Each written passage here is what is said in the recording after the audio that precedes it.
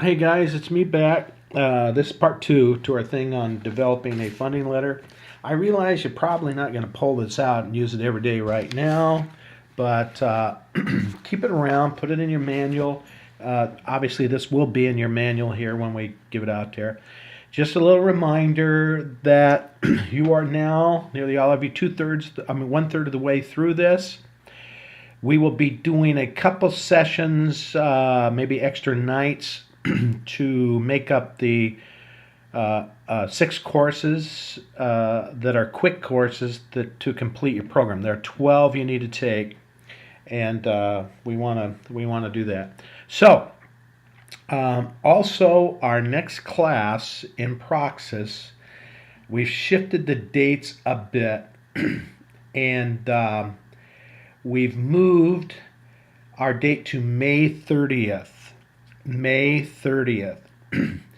And the reason for that is we're going to do our church in Rolling Hills the last Sunday of the month. We decided that day, and that way I can hang over and do the class and some coaching in the area. If you know people who would be coaching, I do have just a few spots left to coach on developing a strategic plan for evangelism. And of course, you're welcome as my students to sit in on those if you choose. If you know people who want to intern in Praxis and our church plant up in Rolling Hills, send them my way. I'm looking for 10. And out of that group, probably we'll put one on staff by the time we're done. So, here we go. Our material we went through has to do with how to put out a funding approach that appeals to people in the three circles of your church. You may remember them: the core inner circle, the participants, and then those friends outside. Very important group. They add to your economic well-being more than you realize. So I'm going to continue along my way here with the things you need to include in your presentation of what you're doing. Okay. Next, let's talk about a clear ask. One of the things a lot of groups do is they say, "Hey, pray about this, see what you want to do." You need to have usually a three range suggestion. Something like $20, then maybe $70, and then 150. It helps people, believe me or not, believe it or not, it helps them know where they fit in and how to respond. So the key word on any presentation, even if you're not asking for money, give a clear expectation. Like if you're going to ask them to pray, don't say pray. Say, would you pray 15 minutes? Or on Tuesday night, would you pray between 8 and 9 for 10 minutes? The more clear and specific you make it, the better. Which leads me to this. The next point is to make it very specific. We mentioned that earlier. Make sure you do that. And we talked about testimonials. Get a lot of people who say they like what you're doing. Also, when you're making an appeal, you want to use what is called a reference to scarcity. In other words, what this means is, let's say you only have 5 days to respond to this, or we only have 2 spots for it, or whatever. Whatever you're doing, set it up so you have a limitation of some kind. Write that word down. It calls people to respond, and it lets them know the time frame of their response. Okay, next, understand the range of commitment people have to you. Most people today are down to 3-month commitment phrase. Most churches can only handle no more than 6 months of a special season, but when you're working with people outside, mention the next 3 months, call them to the next 3 months. Would you pray for 3 months? That kind of thing, and you're going to get a much better response. And we talked about repetition. Say it over and over again. What's your main point? What's your branding phrase? Like for our Mirren group, we are into evangelism and innovation. We say it all over again. We're into evangelism and innovation. Okay. So, develop a recognizable logo. A lot of people can do that to you. There are a lot of online sites that can help you do that. But have a recognizable logo. Don't put portrait pictures of yourself. Always have action things. Have a child or a dog or something, your wife, in the picture with you. It adds to the relational feel, and it's just much more comforting. It switches it from being a business thing, because really what you're wanting to do is build a family. And I mean that sincerely. You want some people who are going to be part of the family with you, and have your timeline, as I said. Stories. Tell stories. Okay, here's a good story. Always has a hero, always has a villain, always has a struggle, always ends with resolution and a great end. Or sometimes it doesn't have a great end, but when you're doing this kind of stuff, people like a happy ending.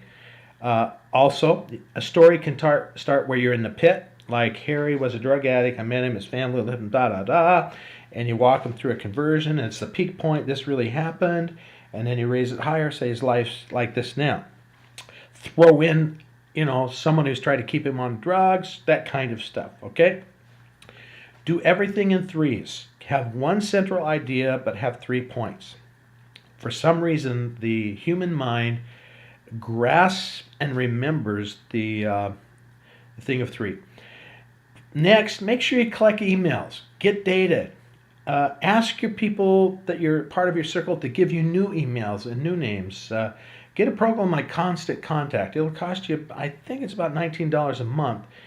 And you can store emails in there. And then when you send stuff out, it works a lot better. One, it happens automatically. But two, the program itself spaces the emails out so your service and the internet, it looks to them like you're just sending out one at a time. Usually, if you get up to around 10 to 20, the server will stop sending them, and you won't know it because they won't even send a daemon report back. Okay? So make sure you have that set up. Throw a video in the thing. I've already told you that. Embed a video in your email there. And it'll help a great deal. Change photos. Don't put the same photos in time and time again. Don't look at what I do, because I do that, but don't do that. Just kind of put it around a little bit. Build curiosity. And finally, go for contrast. As we said, tell who you're not and what you're not like, and comparison. Okay, we're like these people. It helps define where you are much, much more clearly. The human mind is lazy, very lazy, and people read and listen lazily. So if you can make it easy for them to say, we're not like, we're not like the old holiness people who put their hair in a bun. Here's what we feel today. May sound funny, but it really helps people place you in there. Or say, we're not really a secret church, but we have a passion for ministry. We key on intelligibility. Comparison is, we're like such and such a church. Or we have the feel of Winston Churchill. We're persistent. We're going to stand in, and they know what you're like. Okay, that's good. Study it. As I say, write them down. You're probably not going to do it right away, because I know you, and I've been there myself. But put it in your little manual of notes there. And when you put out a mailer, pull that out, work with it. And when you do communications, even if you're not asking for money, when you do a communication, follow that list, and you're more likely to be read. Because I'm telling you, most communication today is not read after the first or second piece that people receive, because it's basically an unpleasant process for most people. And your videos are going to work a lot. You may want to alternate a written one with no video, and then limited writing and a video. That kind of thing. Webinars are great to invite people to hear more of what you're about. Trust me, where most of you are pastoring and leading, you will need this group. Churches I have led, I've had amazing friends outside the church. I had, when I was in Seattle ministering, I had a church in California that was very interested in what we're doing, but there was a guy in the church who really loved evangelism, and he became part of our outer group. I included at that time our emails and stuff with them, and he was a regular supporter, and he recruited people to help us with some of our projects. So you will need them. And some of you need to think about having an online church anyway, along with what you're doing.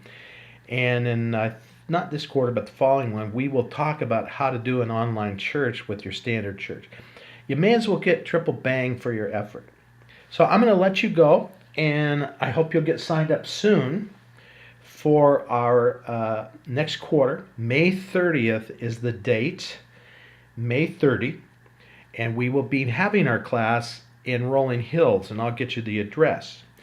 And our courses, as I said, are strategic planning, and believe me, this is going to put you on another planet in way of competency.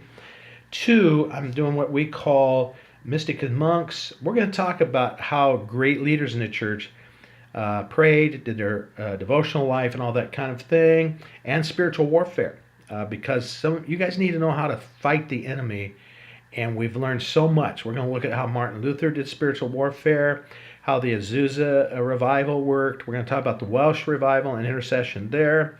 We're going to talk about Pray and Hide, what's going on in China, and we're going to see how the corollary between what they called in the First Great Awakening extraordinary prayer can move and drive things. And I'm going to teach you how I prayed all night once a week, and how that broke through revival, and how you can do that. There is an act to it, there's preparation, and I'm going to give you a lot of stuff that will build that part of your life. Okay, God bless you, and I look forward to seeing you on May 30. I messed up. Yes, on May 4th, and I'll be getting this to you, I'm having an orientation webinar so people can see what we are doing in May 4, and it'll be about 2 hours. What I'm going to be talking about is some very interesting stuff. I'm going to be talking about the history of 3 Great Awakenings and what that has to do with us.